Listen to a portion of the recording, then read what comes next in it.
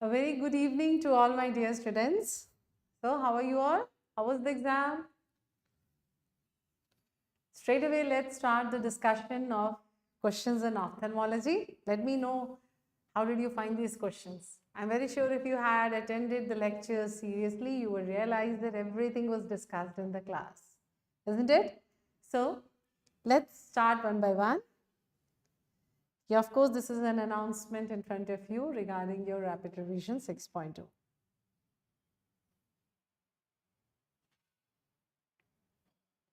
Okay, so first question in ophthalmology, identify the visual field defect.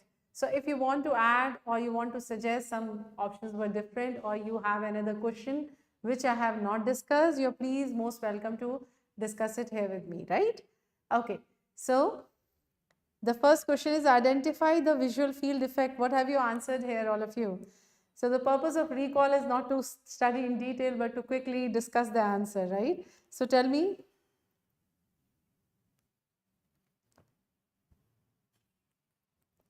Yes, good evening, good evening. Yes. So it's a blind spot enlargement. Can we appreciate that? So you are seeing this is your left eye, the right eye. This is what you are seeing here. What is the normal? So answer actually is enlargement of the blind spot. And if you realize, we have discussed this, that blind spot is between 10 to 20 degree isoptus. This was discussed in the class.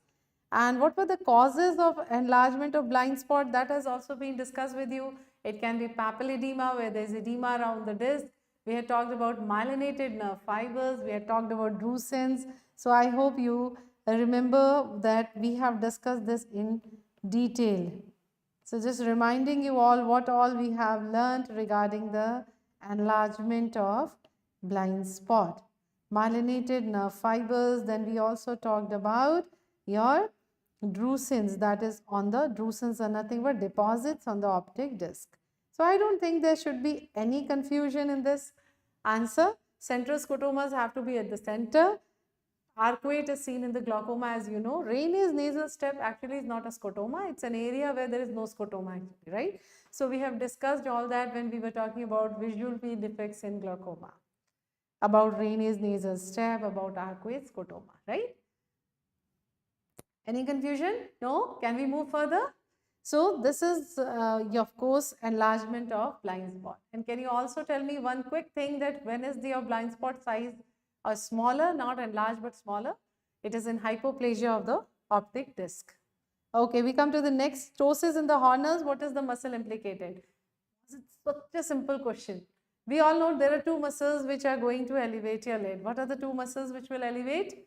One is your LPS and second is your Muller's muscle, right? Okay. So when you say LPS, we all know this is mainly supplied by third nerve, and Muller's is supplied by sympathetic supply. What is Horner's? It is lesion of the sympathetic chain. So naturally sympathetic, so it has to be Muller's muscle. Yes? Yeah, Bharat, I am going to talk about altitudinal field defect. If you remember, we have learnt in our arthritic or non-arthritic AION, that is anti-ischemic optic neuropathy. So normally when you are learning a field defect, we generally learn it like this, isn't it? That the nasal is gone or temporal is gone. But altitudinal means something like this, either superior is gone or inferior is gone. So this is this type of field defect. Suppose this side it is gone. This is what is called altitudinal field defect, right? So where did you learn it? If I'm reminding you, we have learned this in AION, anti-ischemic optic neuropathy, right? Okay. Okay, Bharat? Yeah. So we come to this question. So this is, of course, I was talking about this question, that Muller's is supplied by sympathetic. So naturally it is the Muller's. Muller is responsible for only around 2 millimeters of elevation. And this is the reason that we always get a mild ptosis in Horner's. This also we have learned, right? Okay, levator LPS of course supplied by third nerve. Orbicularis oculi will close your eyes. It is supplied by the seventh nerve. We all know that. And what is Horner's muscle? Horner's muscle is again a part of orbicularis oculi. If you remember, this is responsible for your lacrimal pump. It is to pump the tear down, right? It is just a part of the orbicularis which is attached to the posterior lacrimal crest. Okay, so here our answer was Let's not get confused. Our answer is Muller's muscle. Right? We come to the next question. A patient presented with a gradual loss of vision in the night vision and peripheral vision. What is the diagnosis? So fundoscopy picture is given to you. It is so simple. I can see these bony spicules. If you see the bony spicules, there is nyctalopia, right? And it is mainly the peripheral vision. As you know, it is the mid-periphery which is involved first, not the central vision. There are bony spicules which are seen, right? What was the triad? Do you all remember? Bony spicules, pale waxy disc and attenuated arteries. This is what we had learned. So you can see these are the attenuated arteries. I don't think in this picture the pale waxy disc is so prominent, but yes, you know the triad. So our answer becomes retinitis pigmentosa, isn't it? Anyone wants to say anything here? Yeah, of course it's not just hemorrhage. We had look at the history, look at the other features. What was fundus albipunctatus? If that was an option, do you remember that? Where have we learned this? Causes of night blindness when we were talking about congenital stationary night blindness, Oguchi's disease, Mesos phenomenon. You remember? We have discussed this in the lecture. So albipunctatus is nothing but when there are white dots in the fundus, it is again a cause of congenital stationary night blindness. Right? White dots at the fundus, congenital stationary night blindness. And what was fundus flavi maculatus? It is nothing but a variant of Stargardt's disease. This also we had talked in the class about. Okay. So it's a variant of Stargardt's disease. Is your fundus flavi maculatus. Okay. Okay. So here our answer is retinitis pigmentosa. That's very simple. Okay. We come to the next. Retinitis pigmentosa. I think we have always told you all that it's a very important topic at your level. Next we talk about what is the diagnosis. The patient sees only 3 dots. You remember the four dot test that we studied. So the patient is only seeing 3 greens. When you say 3 greens, the patient is wearing a red-green glass. R for R. Red is always in front, here is in front of the right eye. Right? So naturally, if he is only seeing green and not any red, red is suppressed. That means there is right eye suppression. Right? Have a look. This was discussed in the class. So this is the red-green glass which the patient is wearing. This is the normal box with 4 lights, 2 green, 1 white and 1 red. Right? From the right eye, he can only see the red one and the white one. From the left, he can see green and the white one. That is why he is seeing 3 greens here. It's a right eye suppression. If there were 2 red, then it would have been a left eye suppression. Okay? So this is how we check. These are the tests for binocular single vision. Okay, we come to the next question that was asked. A patient presented to the OPD with following finding. This is a repeated question. We have discussed this. It's a limbal dermoid. No confusion here. You can see the hair, you can see the swelling. And I think earlier when this question was there, we were confused from lipodermoid or limbal dermoid. Lipodermoid is done generally from the orbit. It is continuous with the orbital cavity, right? So here we will answer limbal dermoid. These are all, this is a choristoma. And of course, one more point which I have always told you to remember, that's associated with golden hour syndrome. Okay. So, pyogenic granuloma again can happen in the conjunctiva. There is nothing, it's an interesting fact here. This was an option. So, just know this, that it's just a reddish nodule type of picture which is seen in pyogenic granuloma, though the name is pyogenic, but there is no pus, no immune cells. We are talking about some blood vessels which are finger-like projections. This is pyogenic granuloma, okay? And of course, again, papilloma would be on the eyelid skin. It is not here, so again, you have to know that this is mainly limbal dermoid. Pingicula, we all know. What is pingicula? Both pingicula and pterygium, they are elastotic degeneration of the conjunctiva. We all know. It looks as if it has fat tissue, but there is no adipose tissue here. It is generally innocuous. So many points we have learned. So here, of course, our answer is limbal dermoid. Right? Okay. We come to the next, a patient after 3 years of surgery. So it's a long-term complication of cataract surgery we are talking about. Complains of surgery, is complaining of decrease in the vision. What is the diagnosis? Okay? So we generally presume we are talking about cataract surgery. Looking at the slide that is given, I can see an intraocular lens. See, this is the dialing hole I can look at.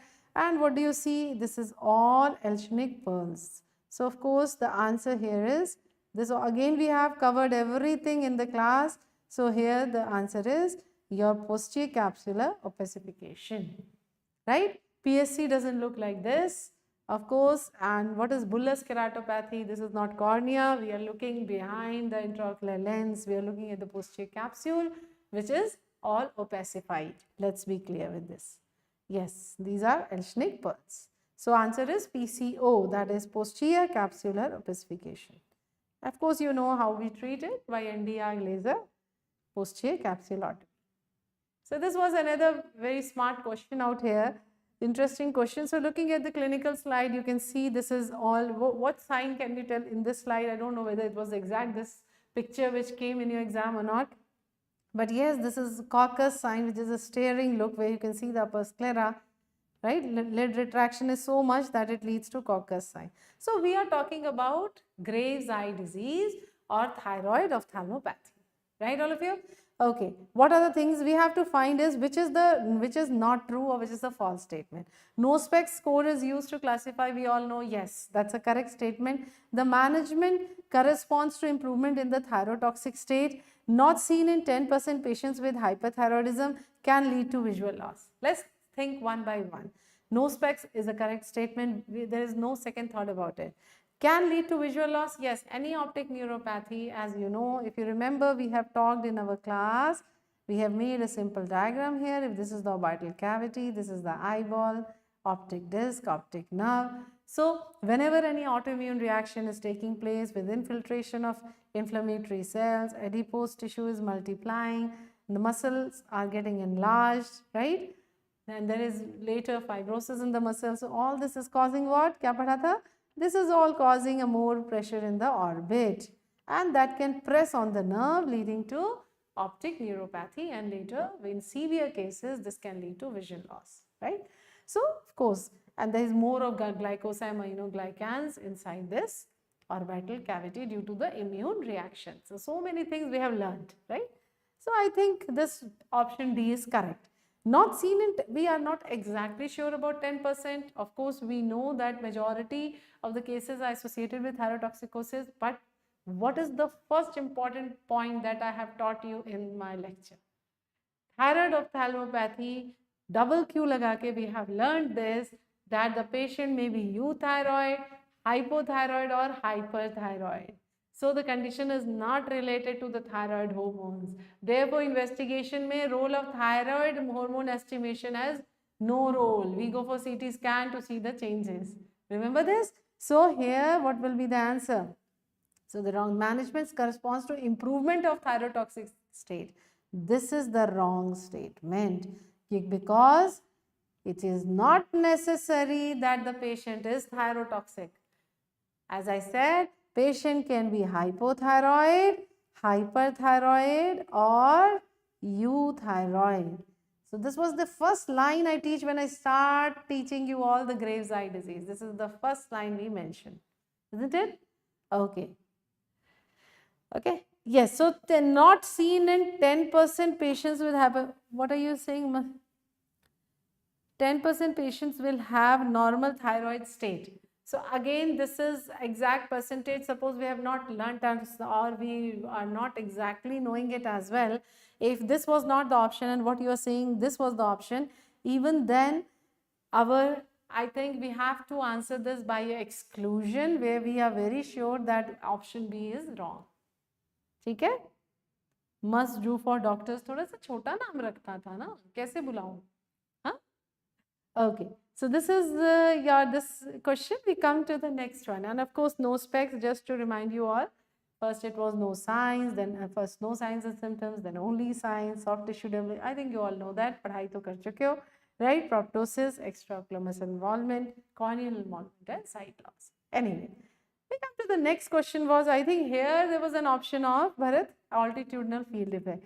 I don't know, maybe in that question or this question. So this was a question and they had asked you what is the field effect? What is the field effect? I can see that defect on one side, that is homonymous. Which side it is in this? In this figure it is left-sided homonymous hemianopia. So if this is a left-sided homonymous hemianopia, so where is the lesion? It has to be right-sided. Don't forget that. So right-sided, most probably optic tract lesion. Okay. So it has to be a right-sided lesion. Right? Okay. Very good. Generally, yes, very good, Dr. Light. We should answer optic tract. Okay. Then we talk about binasal or bitemporal. We are talking about chiasmal lesions. And altitudinal, I just explained you all, mainly seen in arthritic or non-arthritic AION. This is just discussed. Altitudinal means either superior or inferior is gone. It is a feature of anti-ischemic optic neuropathy. Okay? So here our answer is homonymous. So let us mark here homonymous hemianopia. We come to the next question. The next question is, what is the diagnosis? Now this is the simplest. Trachoma is one of the most important topic in the chapter of conjunctiva, and we learn it in a lot of detail. I don't think that we have to explain anything more here. These are Herbert pits, isn't it? Herbert pits. We can see. So I think we have learned this in the lecture all together, that trachoma is one inflammation where slowly there will be scarring. So initially what happens? That initially there can be follicles, sago green like, you have learned this, and how later this will cause a scarring. That linear scar is called Art's line. And here these are Herbert pits, which are the first, they are follicles at the limbus, and when these scar, these are called Herbert pits. I think this is done. Not difficult at all. Very good. So answer here is Herbert's pits. We all know Panis is nothing but neovascularization of the cornea, right? Horner-Trunta spots, where did you learn? That was in vernal keratoconjunctivitis, the collection of the eosinophils, if you remember. So that's an altogether different story. So we come to the next question. A 2-month-old child with a falling presentation, what is the ideal management protocol? Okay, falling presentation, I can see some leukocoria, and what I see is very clearly, I can see a cataract. So if this child is a case of congenital cataract, क्या पढ़ाया था? If you remember, it is always as soon as possible or immediately. I had even taught one step further that of course we should prefer to operate after 1 month, because it can lead to trabeculitis that can cause glaucoma. But I also explained you in MCQ type, when you say even after 1 month, it is equal to immediately only, no? Right? So our answer, if it is MCQ, has to be immediately. Right? So here we will answer immediately. Who is answering 6 months? Please don't do that. Okay, we will always answer, whether it is a bilateral or unilateral case, we prefer to answer immediately.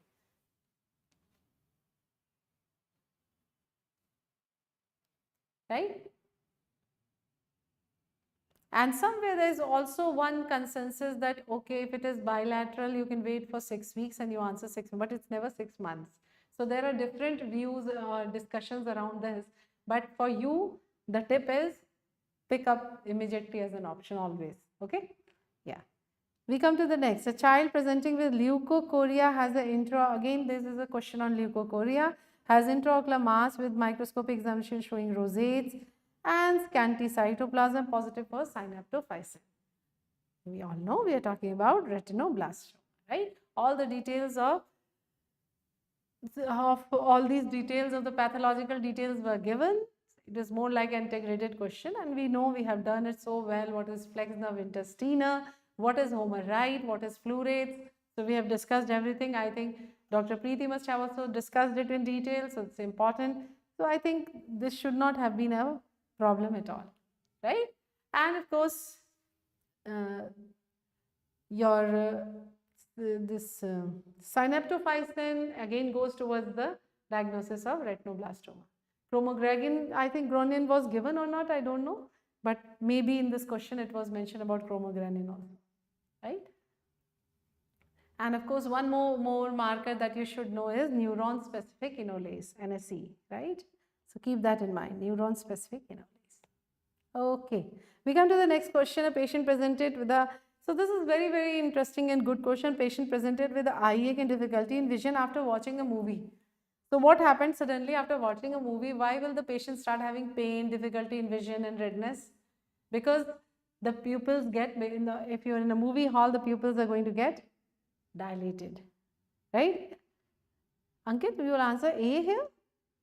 Reconsider karo. So because your pupil will get dilated, so if you're prone for an angle closure, let me tell you one more thing here. Just you should know this.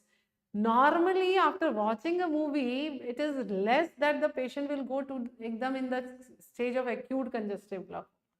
So generally, it is presented as some discomfort, and then when he comes back and is out of the hall, he feels fine. That is the stage of constant instability, or you can say primary angle closure suspect.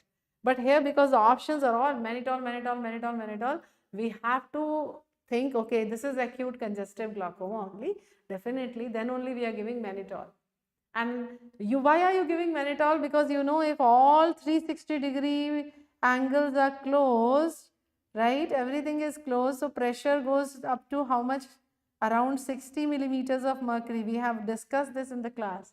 So with such a high pressure, patient has iris ischemia, and therefore he will not react to any eye drop unless and until we decrease the pressure, therefore mannitol, and then you have to open the angle, so you give pilocarpine. So the answer is mannitol with pilocarpine, right? Okay, so we presume if we are doing this, if this patient has gone into a stage of acute congestive glaucoma. What is the other name of acute congestive glaucoma? Acute primary angle closure. Now the new name is acute primary angle closure. I hope you all have marked this as the answer. We come to the next question. A patient presented with sudden painful diminution of vision, difficulty to look in the light. Difficulty to look in the light is what? Photophobia, right? So if there is a photophobia, there must be blepharospasm, circumcorneal congestion and hypopyon. Can you see this? What is the diagnosis? Now if there is a hypopyon with all the features of pain, redness, photophobia, blepharospasm, let's look. We don't get hypopyon in a conjunctivitis, episcleritis or acute congestive glaucoma. Again, we haven't seen that, right? So what is the answer? Acute anterior uveitis, right? Also, generally, you will also have to see, I don't know whether the pupils were mentioned or not in the exam or what type of slide it was given. So had it been a uveitis, the pupil should be constricted. In angle closure, it is vertically oval, mid dilated. And of course, can you think of one condition where you're getting anterior uveitis with hypopyon? You remember, we have learnt about Behçet's disease or transient hypopyon syndrome. Maybe this is the case of Behçet's disease. But anyway, just reminding you all here. Okay, irregular pupil was mentioned, then it goes, then there is no doubt. Irregular pupil means there must be some synechia which has made the pupil irregular, right? So we will answer acute anterior uveitis. Okay, we come to the next question. Anything else? Yeah. The next question says that there is a nodular swelling near the limbus and the congestion, it blanches and reoccurs after treatment. Reoccurrence is there, right? What is the most probable diagnosis? See, is it a pincicula? It is? Okay, it is not a pincicula. We are talking about, let's look here, swelling near the limbus. So nodular swelling here, it may blanch. That means the congestion is superficial, right? So it has to be episcleritis. It goes more towards epinodular episcleritis. Yes. So we should be answering nodular episcleritis. Right? And do you remember in the class I have also discussed with you all about phenylephrine test and how we differentiate between flectin, that is conjunctivitis, flectinular conjunctivitis, episcleritis and scleritis. This has been asked very recently in an INI-CET also, that initially how you're giving only 1% phenylephrine, so you see there is a blanching, and if it doesn't, then it blanches with 10%. If it is not blanching at all, then it is a scleritis. If it is blanching with a higher concentration of phenylephrine, it is episcleritis. So I think you are clear and you remember what I taught. We come to the next question was regarding, I think this was some integrated question where the picture of Wilson's disease was described. I think it's an incomplete question here. And the investigation was asked. We do serum ceruloplasmin If it was investigation of choice, it is generally liver biopsy. We know that, right? So I don't know what was the exact language of the question which was asked. Of course, what you're looking here is, we are very, very sure we are talking about KF ring. If we look at the ocular part that we have to discuss here, KF ring is copper deposition in the Descemet's membrane, right? So this much is absolutely clear to us, right? So serum ceruloplasmin. Okay, even blanching is not mentioned. Okay, so if blanching was not mentioned, let's go back here. Nodular swelling, which, okay, if the blanching was not, was there any, it will again depend upon now the patient's presentation. If it says there was a lot of tenderness and pain says other tenderness, it goes more towards scleritis. Scleritis is also associated with rheumatoid arthritis. So if you can share with me what exactly the question was and what they mentioned, I will be able to help you. Acha, it was a pincicula. And why do you say so? No symptoms at all, nothing?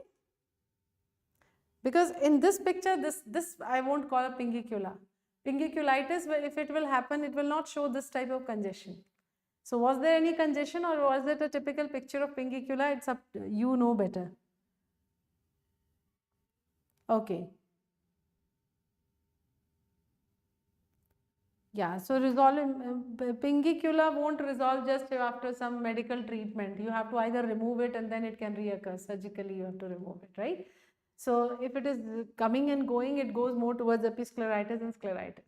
If the presentation is more towards pain and tenderness, then maybe we can answer scleritis, depends, right? And if the picture is similar, definitely this is not pincicula at all.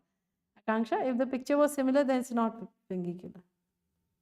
Congestion was there, right? Pink picture was there. So let's answer, we will answer. And was there any mention in the history about tenderness and pain or something?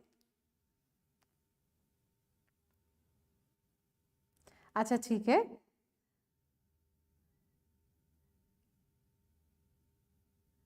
हाँ, सो pics तो हम लोग सब Google से ही तो निकालेंगे ना, call duty है ना, ज़्यादातर वही होता है, या फिर क्लिनिकल पिक्स होते हैं अपने, ठीक है, वो तो कोई इशू नहीं है. But what I am trying to say here is that this some of you are telling me is pincicula, some of you are telling me no, it is not. If it was this clinical picture which is in front of you, it was not pincicula. Okay, so let's take it like this. Okay, only recurrence mentioned and blanching was not mentioned, so it makes things little confusing for us. But if there was tenderness and pain more, then we can answer but either episcleritis or scleritis, but we will go more towards episcleritis if this was the clinical picture. Actually, to be very honest, if this is, it could even be scleritis or episcleritis. They should have mentioned either about blanching, or there should be some presentation specifically mentioned about tenderness or phenylephrine test. Then only you can differentiate between scleritis and episcleritis, because in both the cases they can be associated with rheumatoid arthritis. If no pain and only discomfort was given, as you all are saying, then we are please going to answer episcleritis only. Okay, so if there was discomfort to the patient with the same clinical picture, we will answer nodular episcleritis. Okay. Yeah, remission on the on giving topical drug. Okay, Vaibhav, then our answer goes towards episcleritis more and more, as you people are telling me, right? So let's answer then episcleritis. Okay, we came to the next question, and I think this, of course, serum ceruloplasmin is one of the investigations that we do where this will be, there's a decrease in its level, right? But if they ask you what is the definitive investigation, it has to be liver biopsy, right? So again, I am not marking it here because I don't know what was the language of the question. Exactly what it wants to, they want to know. That is very important. Okay, okay, I got it. Yes, I got it. What you all are trying to tell me, there is no blanching. We are still discussing the last question. No blanching was mentioned. There was only discomfort, no pain, no tenderness. in that and the same image as shown here, then please answer Episcleritis. Okay, so this is done and dusted. Let's go further. So that is it. I think there was one question. This is again an integrated question, and the other specialty must have discussed with you all how this triad of hydrocephalus and intracranial calcifications and chorioretinitis, it is the congenital toxoplasmosis. What did we learn in the eye about toxoplasmosis? If you remember, what you get here is intense vitritis, and because there is a lot of intense vitritis, if I am seeing the choroiditis patches and the lesions in the retina, it feels as if I am seeing through the fog, and this is what we have learned as headlight in fog appearance, right? Is it clear?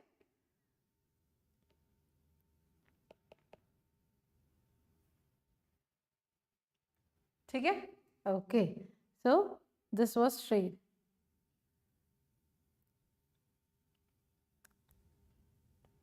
So best investigation would always be that you look at the liver, right?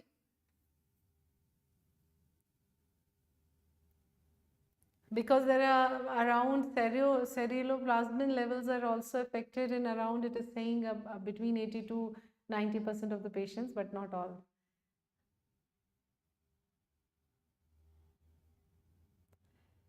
Dry eye was in which, whatever dry eye, this is not a picture of dry eye. I think somebody told me this is option is dry eye, but this is not a picture of dry eye. Okay. Acha, okay. Pingicula and right.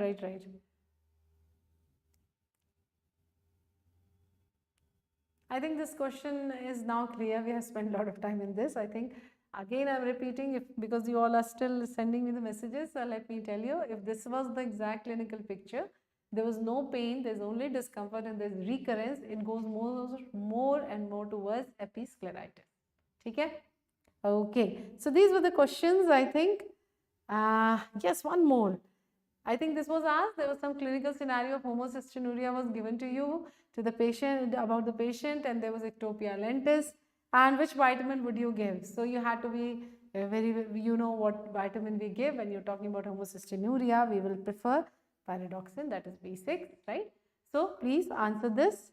So I think you all remember your homocystinuria, too much of homocysteine in the blood and the urine because of the error of amino acid metabolism, which is the methionine metabolism is all affected due to the deficiency of the enzyme CBS, right? That is your cystathione beta synthetase. So here we generally go for, we can give folate or we can go for B6, right? Mainly it is the B6 that you have to answer here. So I can see some tendency of giving them integrated questions in the exam this time, right? Thyroid eye disease we have done. Okay, so I think these are the questions. If you have any more questions, so this is what I have, and if some of you have joined late, we can just quickly go through it, or you can listen to me later also. So a quickly see to this one. This was of course vitamin B6. This was toxoplasmosis, that is congenital, the triad of hydrocephalus, intracranial calcifications and chorioretinitis, right? Then we talked about KF ring. Mainly the definitive would be to see the liver, so we can answer hepatic copper. Then it will depend, right? Generally जो investigation mentioned होता है वो serum ceruloplasmin से काम चल जाता है. Thyroid eye, I am coming to that also. This one is discussed. This is of course an acute anterior uveitis. I don't know, maybe basets. We are just talking like this because there is a hypopion, but this is answer is acute anterior uveitis, right? We talked about mannitol with pilocarpine to be managed in acute congestive glaucoma. And of course, these are the markers already mentioned here. The answer was retinoblastoma, right? We immediately operate a congenital cataract, whether bilateral or unilateral. Please answer this. Okay. Confusion would have been if they had said 6 weeks, but it is 6 months, so we shouldn't get confused here. Of course, these are Herbert pits. We know this is homonymous hemianopia. It is of the left side, so it's a right-sided lesion. Yes, one of you want to discuss, just remember one tip here that I have taught you again and again that it is not depending on the thyroid levels. A Graves' eye disease patient may be hypo, hyper or euthyroid. Anything is possible. Okay?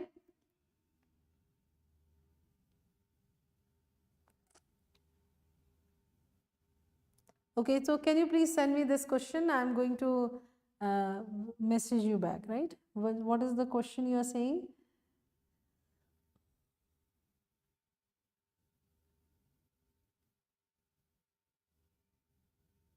Ectopia lentis, somebody says, what question I have got is related to homocystinuria. Was there a question for Marfan syndrome? We all know in Marfan's also you can get homocystinuria, which is, I'm so sorry, we can get ectopia lentis, which is mainly, what is the direction? I think I've taught you that as well. It is always make an M, make an arrow. So it is supero-temporal. So this is my age-old style of teaching. So this is supero-temporal ectopia lentis. Was there anything else? You can just share with me.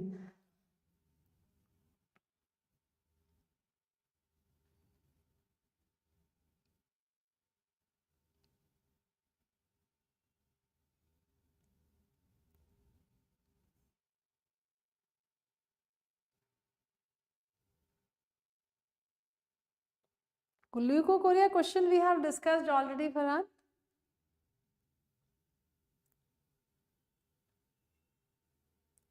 Antibodies, yes, it's an autoimmune disease. There will be antibodies. Just let me just send this question to me regarding antibodies and do.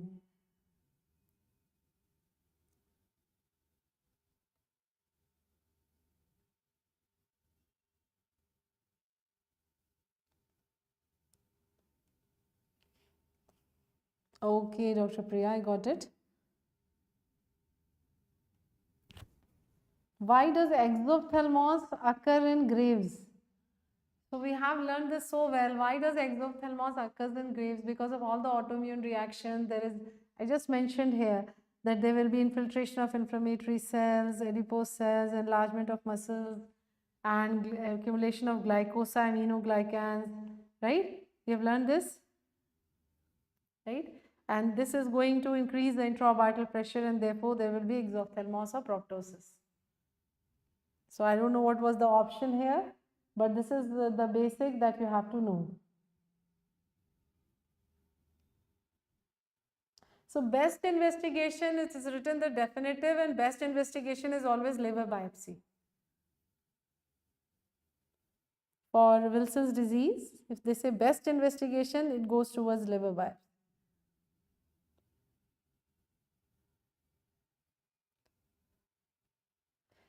So Ranit, what it was, are you saying it was episcleritis with the dry eye? Are you saying something like this? Dry eye with pingicula. Pingicula ka ye feature, it won't be like this, right? It won't resolve with any medicine also, which you all are saying that this was mentioned in the question, isn't it? So we can't answer that. Where was dry eye? I'm not very clear why dry eye was another option, or was it pingicula with dry? What was the option exactly? No, we will not say that exophthalmos is due to hyperthyroidism. I'm again telling you again and again, patient can be hyper, hypo, or U. Yes, there can be accumulation of fat. There is multiplication of adipose tissue in the orbital cavity. That should be chosen, Arya. Okay? Okay. Maybe gag was not in the option, Priya. That's okay. But I told you, there is multiplication of adipose cells. There is infiltration of inflammatory cells. There is initial enlargement of the muscles, and later, of course, there is fibrosis. So these are the main when inflammatory stage there can be enlargement of muscles, and all these are causing increase in the intraorbital pressure. We have done that very nicely in the lecture. And again, we will not relate it to the thyroid levels because it is not necessary. Okay? Yes. Dry eye, okay, Jayamuni, dry eye pingicula was a single option, but again, I go back to the point here. First of all, it doesn't make much sense here. Dry eye and pingicula together to be answered if the clinical picture was same and the history was about discomfort, and that after medicine the recurrence is happening and it is again coming back, we go more towards episcleritis. Okay, Priya? Yeah. Yeah, so I think Ranit, episcleritis with rheumatoid arthritis makes more sense. Because you all are telling me that in this question, it is mentioned that when the patient is taking some treatment, it goes off and then it reoccurs, right? So if you have given some NSAIDs, anti-inflammatories or topical NSAIDs preferably given, or steroids, it may go off and reoccurs. That is not the case in pingicula, right?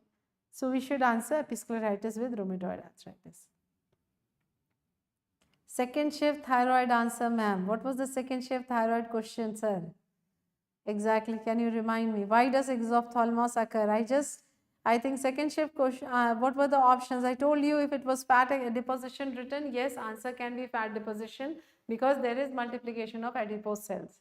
If the option was hyperthyroidism, that should not be answered. Okay? Right?